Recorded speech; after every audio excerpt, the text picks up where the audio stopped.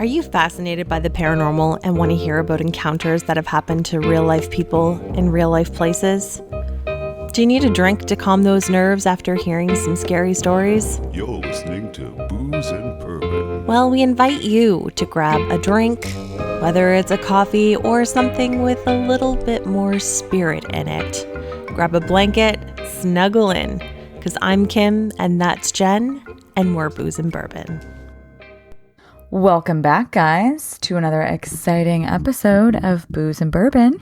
Well, hi there, all you cool cats and kittens. Wow, have you been watching too much of the Tiger King? I am obsessed. It's like one of those weird obsessions, like you can't help but watch it, but then you wonder why you're watching it, but you know, there's a lot going on there. There's like probably the biggest jambalaya of I don't even know how to word it, like characteristics and people that you could put into a show. Yeah, exactly. Because you've got like your murder scenario, you've got your polygamy, you've got your animal abuse, you've got really cute animals, really cute baby animals. Mm-hmm. You've got the cult factor. You've got the Walmart expired meat and then opening up a pizza shop. Like, what the hell? Yeah. You even have political stuff in there. You do. And then you also get like the ways that you could kill your husband. You know, you just need a little sardine oil, you know, rub that on yourself. Yeah. The cats will eat you. Or, you know, you wait until your employee gets their arm basically ripped off and you put on your emergency response jacket. So... there's a meme and it is the best. And it's like Joe Exotic's best flex move ever. Yeah. Was when he put that jacket on after his employee got her arm eaten off. Yeah. Sorry if we're totally spoiling this for you guys, but it is definitely worth talking about. Yeah, no, it is. It is successfully the only thing that has gotten me to stop thinking about the pandemic that's going on right now. Well, that was the other meme I saw, was that like Donald Trump, you know, the whole situation with the virus basically. And he's like, oh, hold on a second, and pops out Tiger King on Netflix. Like, let me just distract you all from what's happening with this. It successfully worked. Yeah. Because I was starting to get into this rhythm of constantly checking the news, constantly seeing how many new cases, all this kind of thing. And I was like, this is not a good habit to get into. No. So then I gotta hand it all over to Joe Exotic. He's the one that got my mind in the right frame of mind. Yeah. Totally. Oh, because otherwise I have been hanging on like his eyebrow ring. Exactly, right? That was a good one. That was a good one. Just barely there. It's like the tiniest piece of skin, and it's almost like hanging over his actual eyeball. Yes. It's really nice. So anyway. Yes. Changing the topic here.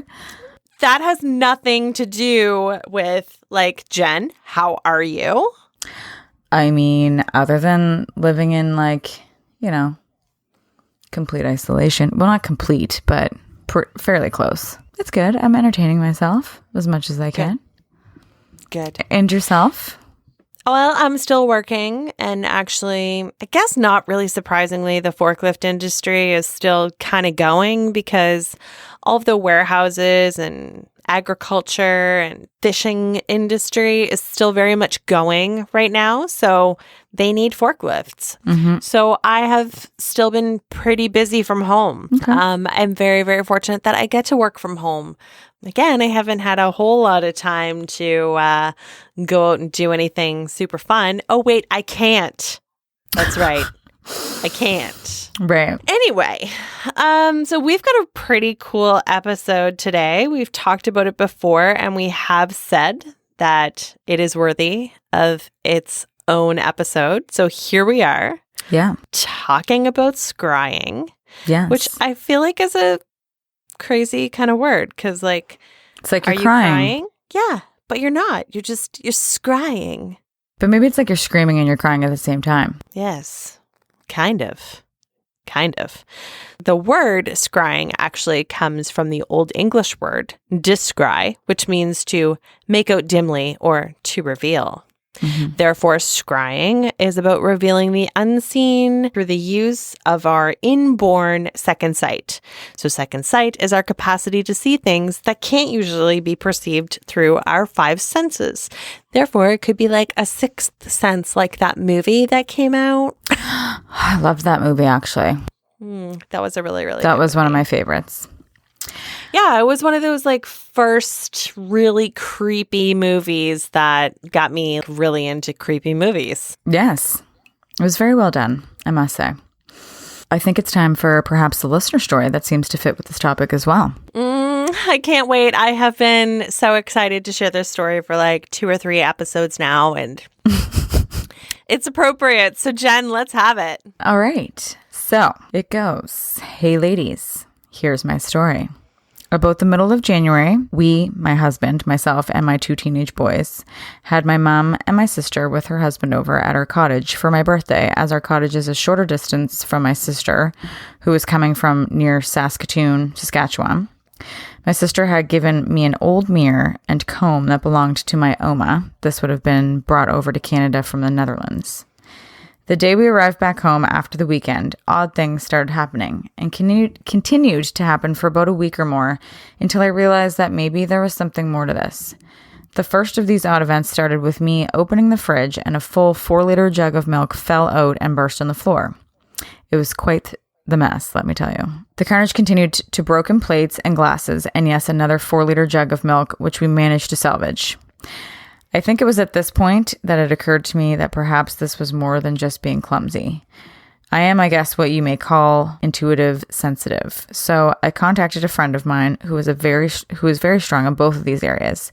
She recommended smudging both the mirror and comb. According to her, mirrors are portals. They carry judgments and wrongness. Every time a person looks in a mirror and judges themselves, it's stored in there. Oh my God, I never thought of that. Me neither. Say this while smudging. I destroy and uncreate all energies encapsulated in this object of all times, spaces, dimensions, and realities. All judgments and points of views and entities, you are all fired, destroyed, and I return you to where you came from, never to return for all eternity. With the help of my son, we smudge the mirror and comb, and so far, knock on wood, things have returned to normal. I wish you two all the best, love and light, and keep up the good work. I love your show, and after listening to the first mirror episode, I felt I had to share this with you. If you do try this while smudging your mirror, let me know how it works out for you. Stay safe, Anonymous. And thank you, because now I feel like perhaps I should have done that a while ago. Well, you know what? Maybe the time's right now that you're home and you've got that sage. You can really figure this out. I should. So thank you so much for sending that lovely email. That's awesome. Not awesome that they had the milk. The milk situation twice is a little terrifying. Like, what's up with the milk? It's also annoying because 4 liters is a lot. It's expensive too. It's a lot to waste and it's a lot to clean up. Absolutely. You know how people are always like, don't cry over spilled milk? I'd be pissed. I would almost be crying because that's a lot to clean up. It's just a lot of time. It definitely is. Well, I know I'd be crying if it was whiskey. 100%.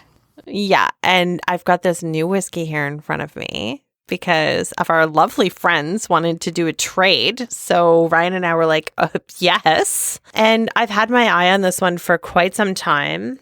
And it is called Yellowstone Select. It's a Kentucky straight, and it comes from Limestone Branch Distillery. And I'll tell you a little bit about this because it's kind of got some cool history to it. So directly from their website, it says that this bourbon in particular has a delicate fusion of flavors from 7th generation distillers. This straight bourbon features a handpicked blend of 4- and 7-year-old bourbons for an exclusive small batch whiskey that honors its deep family origins. So The Beam family are actually the owners of this distillery. And obviously, a lot of people know the last name Beam in the bourbon world. So these are two brothers, Steve and Paul Beam, who are, of course, descendants of Joseph Beam. And they're the 7th generation owners of this distillery. And Steve and Paul actually awakened the yeast strain that their great-grandfather used in making his own whiskey. So what's really cool is that I'm sipping on a whiskey that's yeast is over 200 years old. I wonder if there's spirits mixed in with that yeast. Well, who knows? Maybe we get a little great-grandfather in every single sip. Who knows? Right. So it's a 93 proof. The bottle is pretty nice, pretty classic. It's got the Yellowstone Park sort of painting in there with some gold lettering. And I've tried it. It's freaking delicious. On the nose, you're going to get a lot of rye spice. So Jen, you are really going to like this one when you and I get to meet again. I mean, I could even probably send you a sample in the mail. I should do that. I should send you samples in the mail. That would be the most exciting mail delivery ever. Okay. Let me do that this week for you. Anyway, so also on the nose, you're going to get a little bit of leathery kind of scents, maybe like a new shoe. Yeah. Oh. And some cherries. Yeah. Okay. You're really going to like it. And then when you sip it, obviously you get a lot of nice caramel, some smokiness in there. And the finish isn't overly long, but there's a lot of spices. There's quite a lot of heat in there. So I'm getting a lot of brown sugar. And it's a little, like I said, a little bit on the shorter side. But I really, really like this bourbon. It's nice and complex and it has a good mouthfeel, but it's also not kicking you in the bourbon pocket like some of the like higher proofs would. So I'm a big fan and I hope you are too. So just expect that in the mail. Can't wait. That's what friends are for. Yes, exactly. Okay, well, I guess it's time to play a little game then. Oh yeah? Do you like playing games? I sure do. And you know what? Like playing games with mirrors? Not really, but since I've been quite bored here occasionally, and maybe it's a new thing that I'll take up. Okay. So, on that note, would you rather have a very haunted mirror to the point where every time you're looking in the mirror, you start to change your looks into a very old and scary looking lady with long gray hair? Ooh. Or would you rather have a kind of reverse, I guess, not necessarily a haunted mirror per se, but haunted objects related to the mirror? So like she had in her story a brush, maybe a comb. So every time you use that, you end up getting these visuals of this other person. So you either see it in the mirror or you get the visual in your head every time you use the object. Oh, wow. I don't know. For some reason, I'm kind of drawn to like looking in the mirror and seeing like this old graying lady happening. So you get to like fast forward into the future and see what you potentially would have looked like with long hair. Yeah. I think too that it would be good for like preventative skincare. Yes. Yeah, you'd be like, man, look at those crow's feet. Where did those come from? Like those just popped up. Yeah, exactly. So I think I'd go with that. Okay, so Jen, would you rather be known for being an inventor, but being an inventor of a self-sterilizing long fingernail that you get to scratch the inside of your nose with? Because I don't know how many times it's happened to me where like I feel like right now everything's really dry and my nose gets really itchy and now is not the time to touch your face. So yes, if you had like a long like fingernail that was self-sterilizing, yes, you could stick it up there. Or would you rather be known for being an inventor of mirrored shoes and then all of the creeps you've ever met would be wearing mirrored shoes to look up girls' skirts? Oh, I mean, there's enough creeps out there already that we don't need mirrored shoes for them to be extra in their creepiness. But I mean, Man, yeah, I guess I'm going to go with the long nail. Like, I really do appreciate it because my face is itchy all the time. You know, I need to give it a little scratch. Yeah, I'm going to go with the nail. I feel like you'd be a hero in today's society. Yes. Get yours now. Jenny T's nail.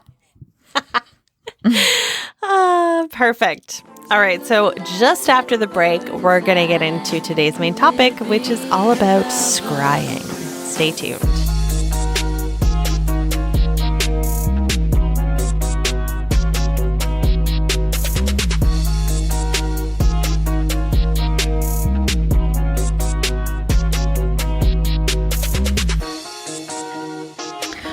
Welcome back, everybody.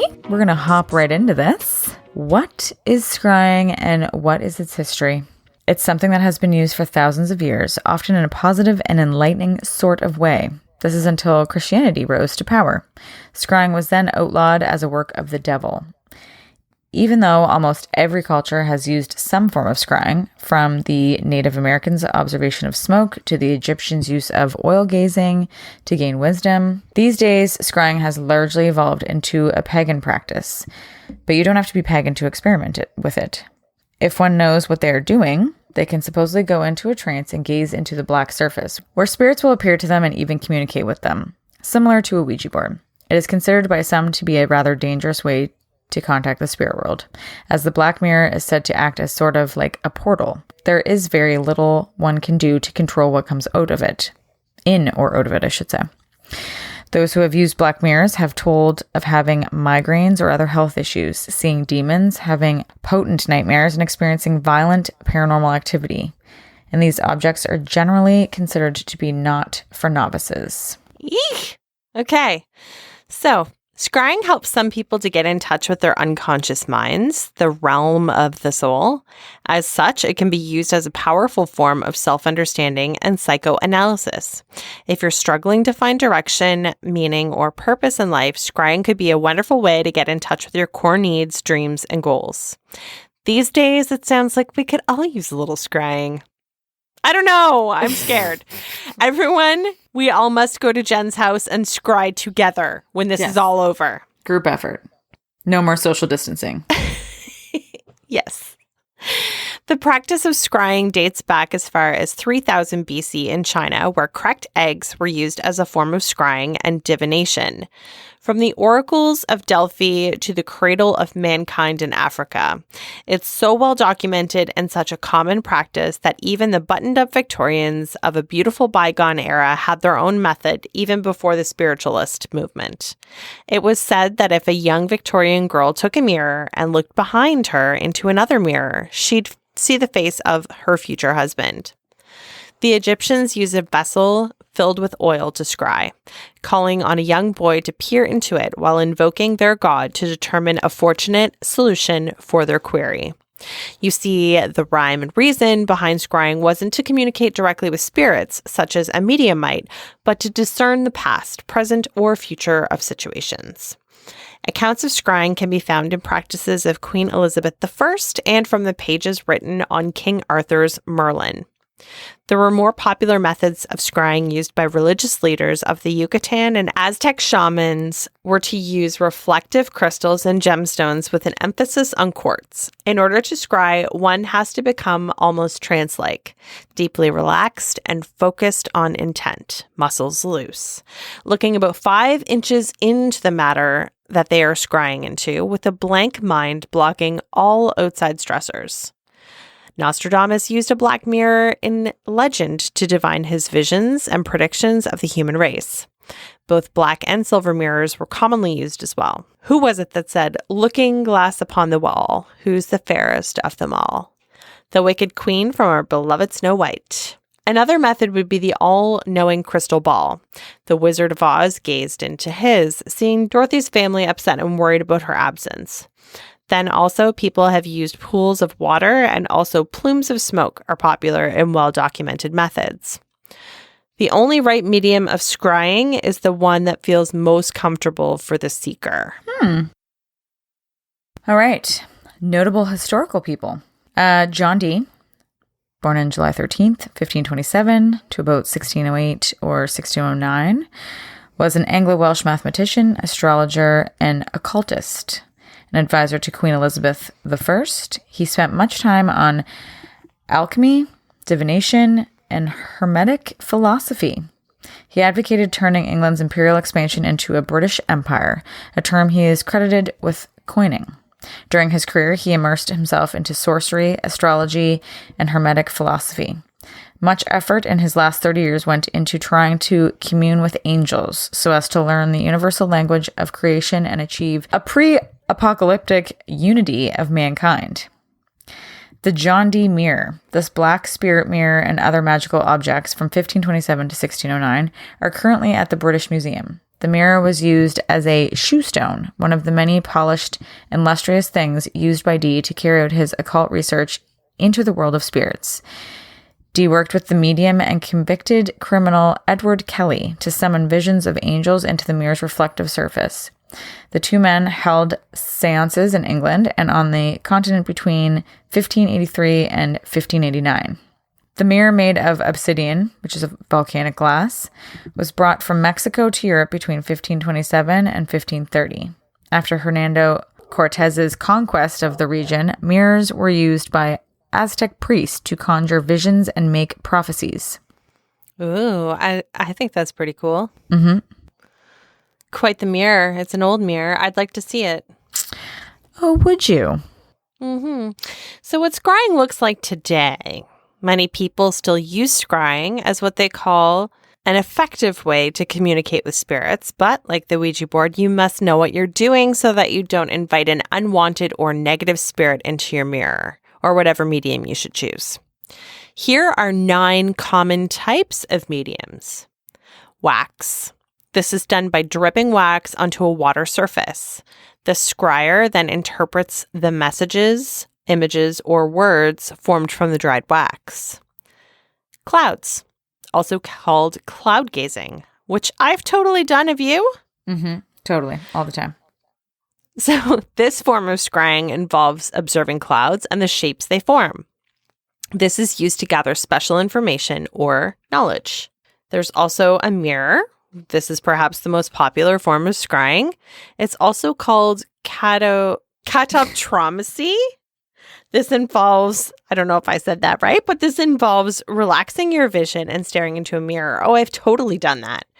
After a while, images and scenes will begin to emerge. Well, I can't say that's happened, but there's also water. So you can stare into water and images can be perceived after a time.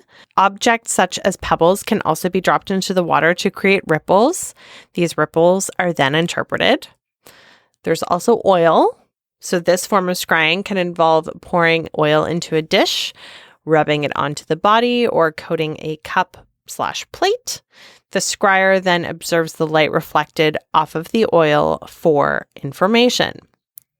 Fire, possibly the most ancient form of scrying. This type of scrying involves gazing into the fiery flames for visions, which has probably been done at a campfire when you've had too much to drink. And this can be done through the simple use of a candle or even an oil lamp, and bonus points if it's a bonfire. Smoke. So as smoke rises from the fire, it presents spiritual messages through the shapes. Crystal. This is a stereotypical form of scrying, but nonetheless very effective. It involves the use of a crystal object, usually a ball or a globe, to gather special meaning. The eye. This is unusual, but it's also called soul gazing. This form of scrying involves looking deep within a person's eyes and observing the reflections. Interesting. Do you want to stare into each other's eyes next time and see what we see? I'm afraid all we do is laugh. Yeah, I know. I don't think it'd be like the staring game or the silence game. It just never works. So yeah. Okay. Well, in an article from Mysterious Universe, it talks about scrying and how people use it today. It is one of these ominous black mirrors that one day came into the possession of the Traveling Museum of the Paranormal and the Occult. And the story of how they acquired it is quite strange. According to Greg Newkirk, owner of the museum, they were approached one day by a woman he calls Sarah, whose mother had purchased the mirror at a scrying event at a convention for psychics. According to this woman, her mother had then become obsessed with using the mirror at all hours, constantly in a trance gazing within it, to the point where it became rather worrying. The woman asked to see the mirror and found that her mother had covered it and locked it away in the closet, calling it evil. Not knowing what to do with it, Sarah contacted Newkirk and offered to donate to the museum in order to get it off of her hands for good. Curious, the Newkirks put it in their collection, and considering it was surrounded by various other haunted or cursed objects, they didn't really think much of it. However, this particular object would prove to be far more than what they had bargained for. Ooh, I like this story. Things started to get weird when they put it on public display for the first time at a paranormal event, where a visitor came forward wanting to try it out. According to Newkirk, they typically allow museum guests to touch or try out various objects on display at their own risk, and so they let the woman come and take a look. She allegedly took one look into the mirror and then slammed it down with a terrified expression, claiming that she had seen her own decomposing corpse staring back at her and leaving in a distraught state before she could be questioned any further. Hold on. She could have also used that to her advantage for skincare. Right?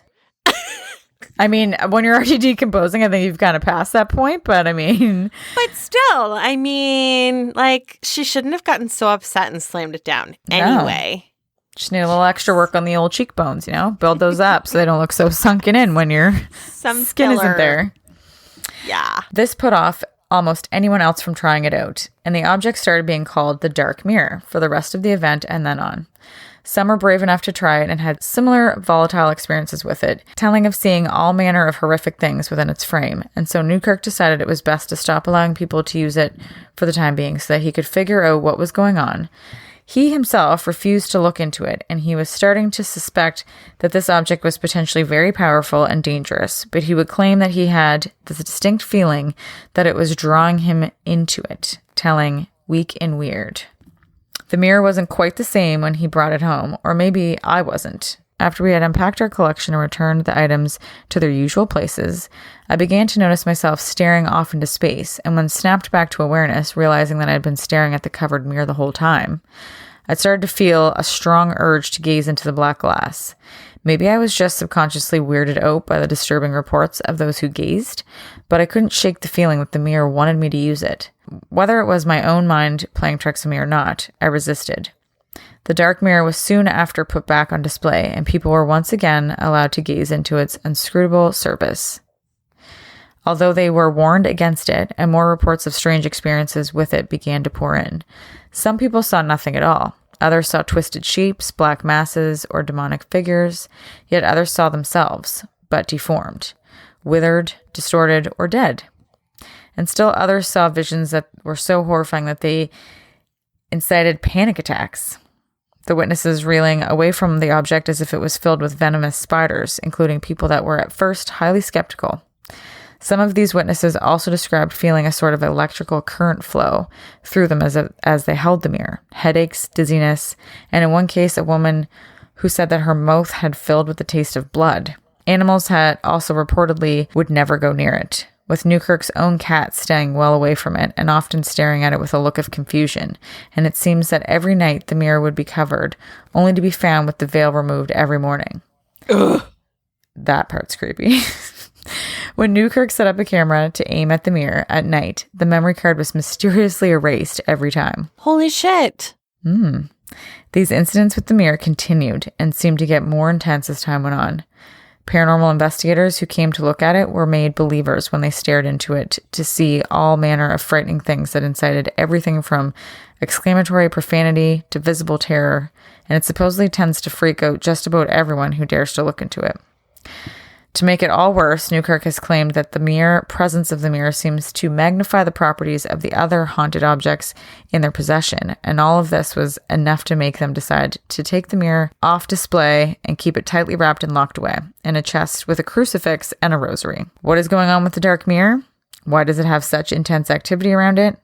Greg Newkirk has given his own thoughts on the matter, saying, after coming into possession of the dark mirror and watching hundreds of people have their own terrifying experiences while using it, it's our belief that the piece isn't exactly haunted per se, but an object that seems to feed on human interaction, even fear.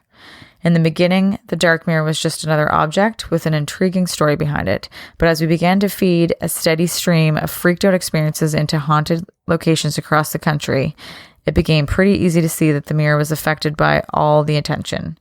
It took Sarah's mother several weeks of regular individual scrying sessions for her interactions with the mirror to come to a head. But for 3 months, we've been feeding it a veritable all-you-can-eat buffet. It is as if the dark mirror is acting as kind of a battery. After each event, the phenomena that the mirror exhibits gets a little harder to ignore, leading me to believe that by allowing the brave and the curious to gaze into the mirror, not to mention doing so in some of the world's most haunted places, we're charging it. In turn, it seems like the juice gets used not just by the dark mirror, but by other objects as well. Oh, boy.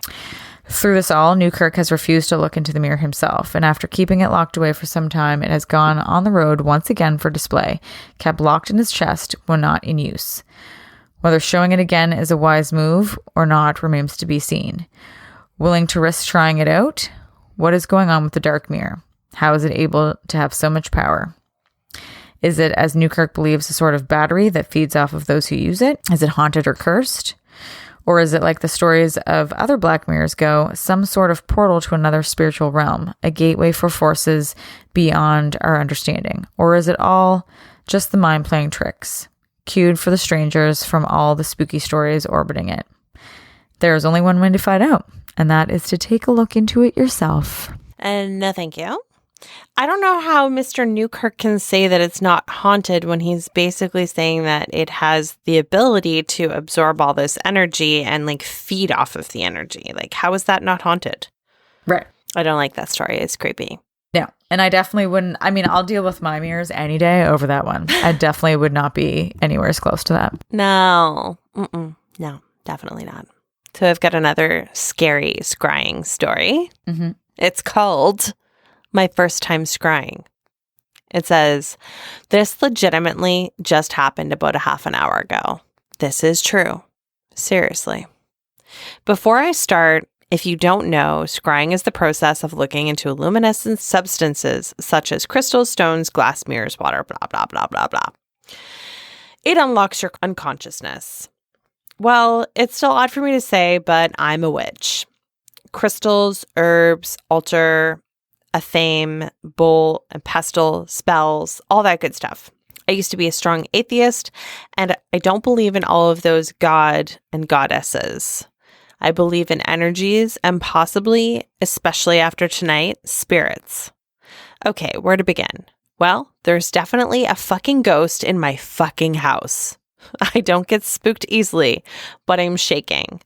There was an orb on my shoulder. Josh, my fiance, recorded on film. I feel so heavy and like wobbly. I can't think of a better term. My vision just isn't right. I made a scrying mirror a few days ago. It's pretty simple. I took a black picture frame I liked and ceremoniously painted the glass totally black. If you can see any light showing through after the first coat, keep going until it's as black can be. Somehow, Josh's mom, Sherry, saw it. As soon as she picked it up, she refused to put it down, and she was unnaturally connected to it. She just started naming things off that she was seeing, before I even told her about the mirror and what it does. A little boy that was laying down, she said that apparently the little boy was a demon. Faces, horns, her dead grandmother, my cat Salem, just the craziest shit. I had Josh sit down with it and made him scry. There are some times he says he sees or hears something in the house and gets a little creeped out, but usually chalks it up to some logical occurrence. I could tell he thought this was all bullshit. As he sat with it and focused, he was very quiet, and after a while, I asked him what he saw. He wouldn't say. Then took a turn and fuck, I can't even explain. It's so hard to type. My hands are shaking so much. What I saw and heard were honestly just too private and disturbing to me that I can't even type it all out. I'm sorry, guys. We got all of this filmed. Ended up holding the black frame up to another mirror and had a flashlight as the only source of light. And my dudes, that's when things got totally fucked. There were orbs galore, shadow figures, a forest with a person hung on a rope swaying. I have this little German trinket that you can wind up and play one of those creepy little jingles that are in like every horror movie ever. Once the music began, a baby, oh man, that goddamn baby that just didn't look fucking natural appeared. When the music ended, the infant disappeared. There was a rather large, oddly shaped orb that seemed to keep pulsing or throbbing. We seem to have all realized it at the same time. It was on a human heart-shaped orb that was beating. I started saging the shit out of my house, myself, Josh, even my damn cat, but Sherry wasn't having it. She refused to be cleansed and just flat out said, I don't like it. Well, okay. Josh and I shared an inquisitive look, but I went on with my business. When I got to the bedroom, I panicked. Something wasn't right. I was facing the back walls, saging the door to the porch. My shadow was in front of me because of the lighting. And no fucking joke, I shifted to the right and another shadow just stood in the place I was just in. There were two shadows, clear as day, mine and a slightly taller, vividly clear shadow next to me. I had been chanting a spell, but I just flat out said, get the fuck out, you fuck. I love how much she swears. This is great. And opened the porch door to our patio and saged until I could clearly see smoke in front of me. There was just so much going on, and we were all just spazzing the hell out. So I'm definitely just skimming the surface of everything we saw. Josh is going through the film, there's a ton of it, and analyze it. We're all level-headed, science-driven people who are always trying to find a reason for something. We're just very analytical. And after all that, Sherry wanted to take it home with her, to play with it. And I hesitantly said yes at first, as she was bringing it back in the morning. And I honestly didn't want it in the house, but Josh said it's not safe, and I agreed. I feel like it's cursed. I didn't feel any positive energy. I felt weak, vulnerable, and unsafe. I pictured her wrecking her car and immediately changed my mind. She's too obsessed with it anyway. It's not healthy or normal. Does anyone know what the fuck happened? I swear this is 100% serious. This really happened and I don't know how to feel. Whoa. Wow. It's just weird that like something that you made yourself would automatically take that much negative energy. Yeah, for sure. I'd be questioning the fiance's mother. Yeah. Be like, Sherry, what kind of shit have you been into? Yeah, exactly. Maybe she's not a fan, you know? Maybe. Interesting. Very. Well, this gives me lots of hope with my mirrors. I mean, this just makes me feel that much more comfortable, you know, with my situation. And if all else fails, you just need to do what our listener said and say out loud the things that she told you to say. Yes. Yeah. What you might as well give it a shot. But what's creepy is when we started going through like the list of different types of scrying, I feel like I've done a lot of it and not realized what I'm doing. So Jen, if people want to find more of Kim and Jen of Booze and Bourbon, the podcast, how can they do that? Well, Kim, basically on any possible podcast app or way of listening to a podcast, you can find us there. We are on Instagram because we are also Insta famous. So Booze and Bourbon, the podcast on Facebook. We are on Twitter, but I don't think we really use our Twitter too much, do we? No, you are right. No, you're right. And yeah, we also do appreciate our listeners sending us stories and or would you rather questions and or really any other fun facts that you just want to share. Yeah. And if you want to email them to us, which is always the best way, you can email them to boozeandbourbon@gmail.com. And that is BOOSAND bourbon@gmail.com. I would also like to make a point right now, Jen. We should be filming. I know. Right now. I know. I can't remember where we were supposed to be at this point, but I feel like it could have been a really fun time right now. We'd just be in there getting ready. Could have been practicing our scrying skills in the old jail. Oh, shoot. Maybe we need to get a scrying mirror for maybe we have more time to practice what we need to do. Yes. God, ghost hunting. It's going to be so terrifying. I'm excited. I've been watching some of the shows, and let me tell you, they actually find some pretty creepy ass stuff. You know, I'm just like mega excited, to be honest, with everyone. Me too. So. Me too.